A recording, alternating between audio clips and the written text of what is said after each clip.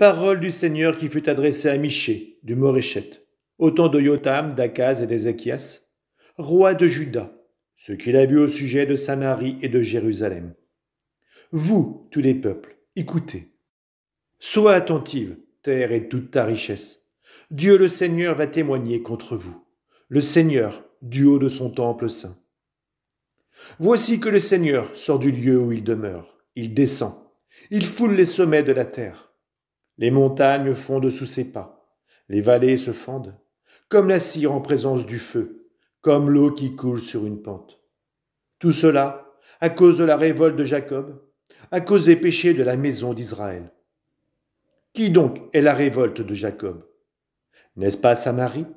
Qui donc est le lieu sacré de Juda? N'est-ce pas Jérusalem? Je ferai de Samarie un champ de décombres, une terre où planter des vignes. Je ferai rouler ses pierres au fond du ravin, ses fondations je les mettrai à nu. Toutes ses statues seront brisées, tous les cadeaux qu'elle a reçus seront brûlés. Toutes ses idoles, je les réduirai à rien. Elles avaient été amassées avec les gains de prostituées, elles reviendront. C'est pourquoi je vais me lamenter, moi, Michée, et hurler, je vais marcher déchaussé et nu. Je ferai une lamentation, comme les chacals, je pousserai des cris de deuil, comme les autruches. Car le coup porté par le Seigneur est son remède. Il atteint jusqu'à Juda. Il frappe jusqu'à la porte de mon peuple, jusqu'à Jérusalem. Dans Gath, ne le publiez pas. Ne faites pas entendre vos pleurs. Mais à Bethléaphra, roulez-vous dans la poussière. Va-t'en, honteuse et nue, habitante de Shaphir. Elle ne sortira plus, l'habitante de Saanan. Lamente-toi, Beth Haësel, tout appui t'est retiré. L'habitante de Maroth est privée de bonheur, car le Seigneur fait descendre le malheur jusqu'aux portes de Jérusalem. A-t-elle au char le coursier, habitante de Lachish? Ce fut bien là l'origine du péché pour la fille de Sion, comme ce fut l'occasion des révoltes d'Israël. On donnera donc des cadeaux d'adieu pour Moréchet Gath, et les ateliers de Beth Akzib ne seront que déception pour les rois d'Israël. Je ferai de nouveau venir contre toi le conquérant, habitant de Marécha. Jusqu'à Adullam s'en ira la gloire d'Israël. Arrache tes cheveux, rase-toi le crâne, fille de Sion, à cause des fils qui faisaient ta joie. Que ta tête devienne chauve comme celle du vautour, car ils sont exilés loin de toi. Malheur à ceux qui préparent leurs mauvais coups, et du fond de leur lit ils élaborent le mal. Au point du jour ils l'exécutent, car c'est en leur pouvoir. S'ils convoitent des champs, ils s'en emparent. Des maisons, ils les prennent. Ils saisissent le maître et sa maison, l'homme et son héritage. C'est pourquoi, ainsi parle le Seigneur. Moi je prépare contre cette engeance un malheur où ils enfonceront jusqu'au cou. Vous ne marcherez plus la tête haute, car ce sera un temps de malheur. Ce jour-là, on proférera sur vous une satire, et l'on entonnera une lamentation. On dira, nous sommes entièrement dévastés. On livre à d'autres la part de mon peuple. Hélas, elle m'échappe. Nos champs sont partagés entre des infidèles. Plus personne, en effet, ne t'assurera une part dans l'assemblée du Seigneur. Mes ennemis déblatèrent contre moi. Ils disent, ne déblatérez pas, cessez de déblatérer en répétant, jamais le déshonneur ne s'éloignera. Peut-on dire cela, maison de Jacob? La patience du Seigneur est-elle à bout? Est-ce là sa manière d'agir? Ses paroles ne sont-elles pas bienveillantes? N'accompagnent-elles pas celui qui marche droit?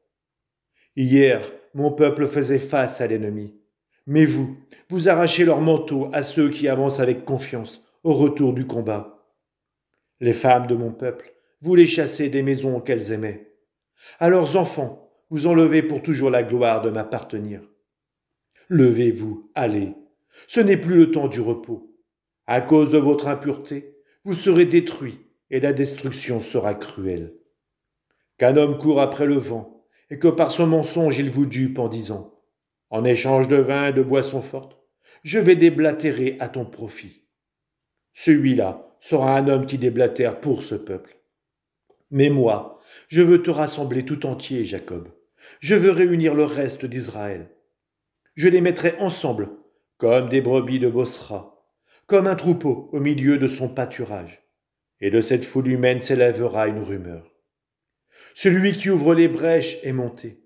Devant eux, il a ouvert la brèche. Ils ont passé la porte. Ils sont sortis par elle. Leur roi devant eux est passé. Le Seigneur est à leur tête. Et je dis, écoutez donc, chefs de Jacob et dirigeants de la maison d'Israël, n'est-ce pas à vous de connaître le droit? Vous qui haïssez le bien et aimez le mal, vous qui leur arrachez la peau et la chair de dessus leurs os. Ceux qui ont dévoré la chair de mon peuple, qui lui ont arraché la peau et brisé les os, qui l'ont découpée comme viande dans la marmite, comme chair à l'intérieur du chaudron. Ceux-là pourront bien crier vers le Seigneur. Il ne leur répondra pas. Il leur cachera sa face en ce temps-là, à cause du mal qu'ils ont commis. Ainsi parle le Seigneur contre les prophètes qui égarent mon peuple. Ont-ils quelque chose à se mettre sous la dent? Ils annoncent la paix. À qui ne leur met rien dans la bouche, ils déclarent la guerre. C'est pourquoi ce sera pour vous la nuit, et pas de vision. Ce sera pour vous les ténèbres, et pas de divination. Le soleil se couchera pour les prophètes. Pour eux, le jour s'obscurcira. Les voyants seront alors couverts de honte, et les devins remplis de confusion. Tous, ils mettront la main sur leurs lèvres, car il n'y aura pas de réponse de Dieu. Moi, au contraire, je suis rempli de force, celle du souffle du Seigneur. Je suis rempli de jugement et de courage pour dénoncer à Jacob sa révolte, à Israël son péché. Écoutez donc ceci, chefs de la maison de Jacob, dirigeants de la maison d'Israël, vous qui avez la justice en abomination, qui tordez tout ce qui est droit. Bâtissons Sion dans le sang et Jérusalem dans la perfidie. Ces chefs jugent pour un cadeau, ces prêtres enseignent pour un salaire, ces prophètes pratiquent la divination pour de l'argent. Et ils s'appuient sur le Seigneur en disant, « Le Seigneur n'est-il pas au milieu de nous? Aucun malheur ne peut nous atteindre. » C'est pourquoi, à cause de vous, Sion sera un champ qu'on laboure, Jérusalem un monceau de décombres, et la montagne du temple des lieux sacrés envahis par la forêt. Il arrivera dans les derniers jours que la montagne de la maison du Seigneur se tiendra plus haute que les monts, elle s'élèvera au-dessus des collines. Vers elle afflueront des peuples, et viendront des nations nombreuses. Elles diront, « Venez, montons à la montagne du Seigneur, à la montagne du Dieu de Jacob, qu'il nous enseigne ses chemins, et nous irons par ses sentiers. » Oui, la loi sortira de Sion, et de Jérusalem la parole du Seigneur. Il sera le juge entre des peuples nombreux, et jusqu'au lointain l'arbitre de nations puissantes. De leurs épées, ils forgeront des socs, et de leurs lances des faucilles. Jamais nation contre nation ne lèvera l'épée. Ils n'apprendront plus la guerre. Chacun pourra s'asseoir sous sa vigne et son figuier, et personne pour l'inquiéter. La bouche du Seigneur de l'univers a parlé. Oui, tous les peuples marchent, chacun au nom de son Dieu. Mais nous marchons au nom du Seigneur notre Dieu, pour toujours et à jamais. Ce jour-là, oracle du Seigneur, je rassemblerai les brebis boiteuses, je réunirai les égarés, et celles que j'avais maltraitées. Des boiteuses je ferai le reste d'Israël, de celles qui sont mises à l'écart, une nation puissante. Le Seigneur régnera sur eux à la montagne de Sion, dès maintenant et à jamais. Et toi, tour du troupeau, Ophel de la fille de Sion, à toi va revenir la souveraineté d'antan, la royauté de la fille de Jérusalem. Maintenant, pourquoi pousses-tu de tels cris? N'y a-t-il donc pas de roi chez toi? A-t-il péri ton conseiller, pour que les douleurs t'aient saisi comme la femme qui enfante? Oui, tords-toi de douleur, fille de Sion, et mets-toi en travail comme celle qui enfante, car maintenant, il te faut sortir de la cité, camper dans les champs. Puis tu iras jusqu'à Babel, c'est là que tu seras délivré. C'est là que le Seigneur te rachètera de la main de tes ennemis.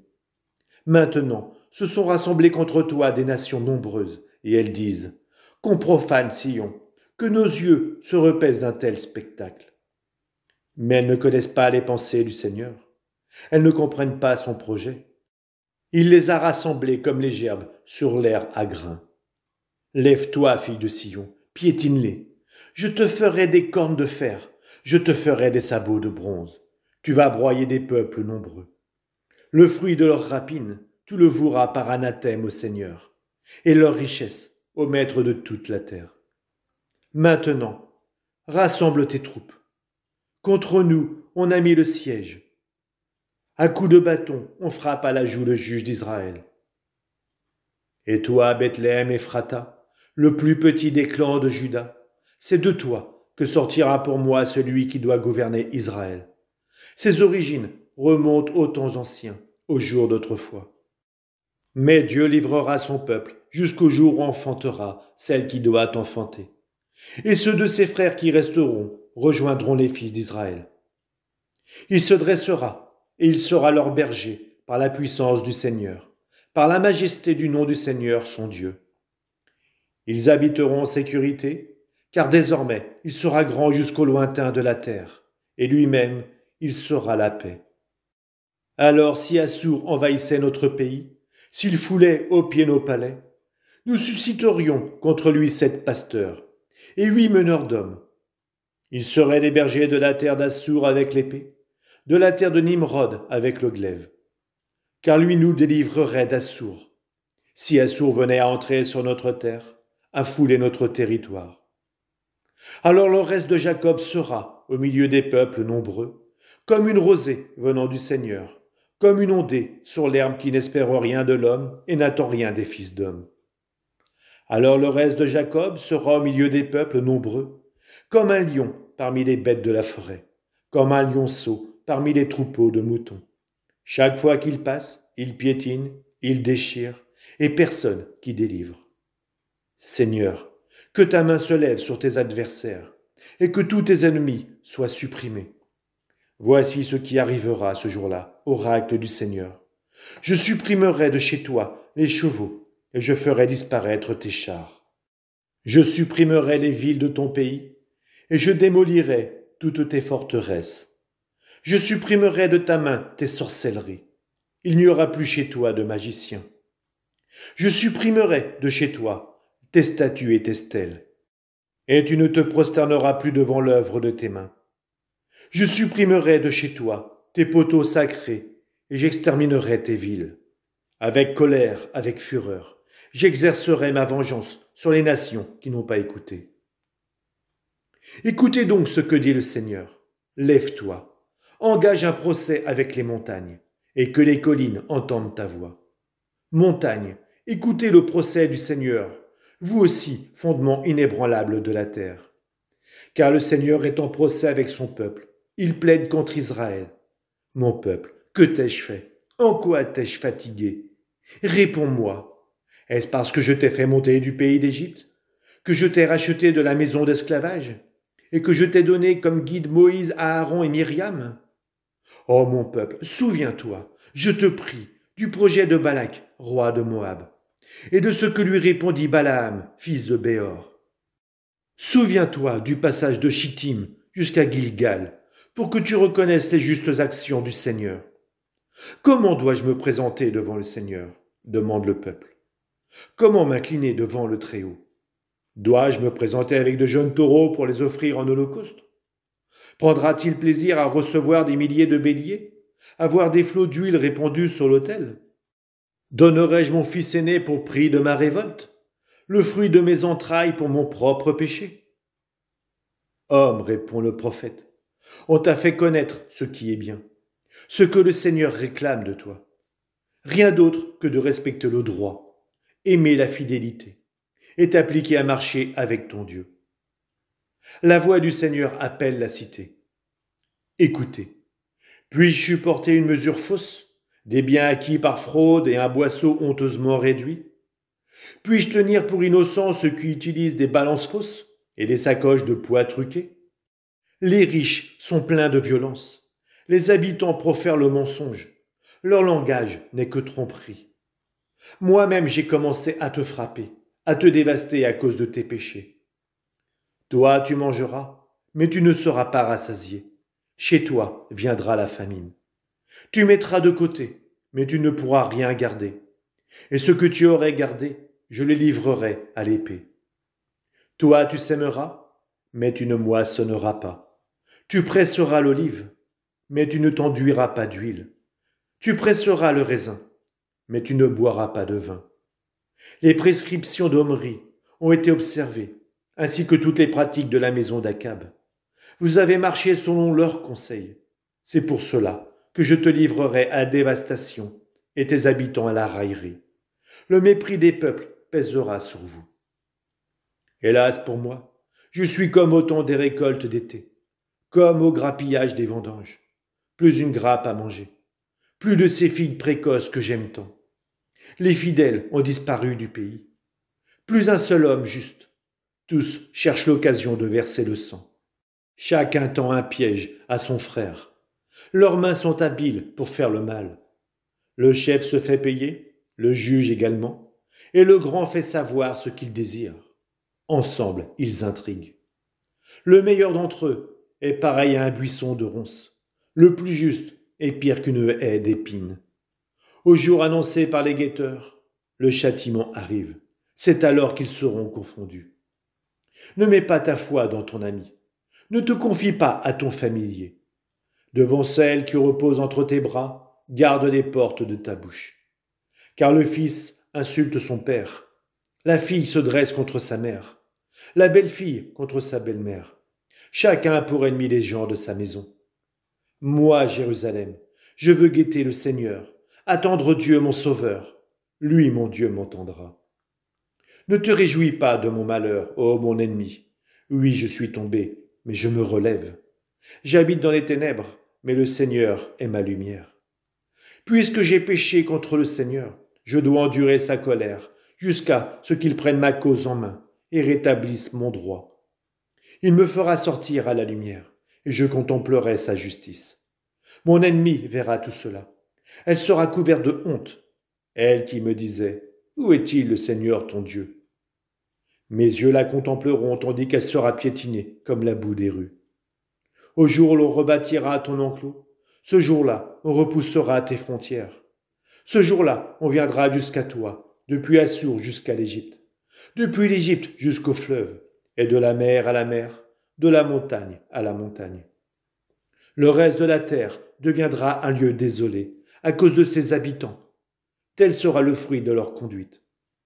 Seigneur, avec ta houlette, sois le pasteur de ton peuple, du troupeau qui t'appartient, qui demeure isolé dans le maquis, entouré de vergers. Qu'il retrouve son pâturage à Bachan, et Galade, comme au jour d'autrefois. Comme au jour où tu sortis d'Égypte, tu lui feras voir des merveilles. Les nations verront, et elles seront confondues en dépit de toute leur puissance. Elles mettront la main sur leur bouche, leurs oreilles deviendront sourdes. Elles lécheront la poussière comme le serpent, comme les bêtes qui rampent sur la terre. Elles trembleront en sortant de leur forteresse. Elles viendront vers le Seigneur notre Dieu. Elles seront terrifiées. Elles auront peur de toi. Qui est Dieu comme toi pour enlever le crime, pour passer sur la révolte comme tu le fais à l'égard du reste, ton héritage? Un Dieu qui ne s'obstine pas pour toujours dans sa colère, mais se plaît à manifester sa faveur. De nouveau, tu nous montreras ta miséricorde. Tu fouleras aux pieds nos crimes. Tu jetteras au fond de la mer tous nos péchés. Ainsi, tu accordes à Jacob ta fidélité, à Abraham ta faveur, comme tu l'as juré à nos pères depuis les jours d'autrefois.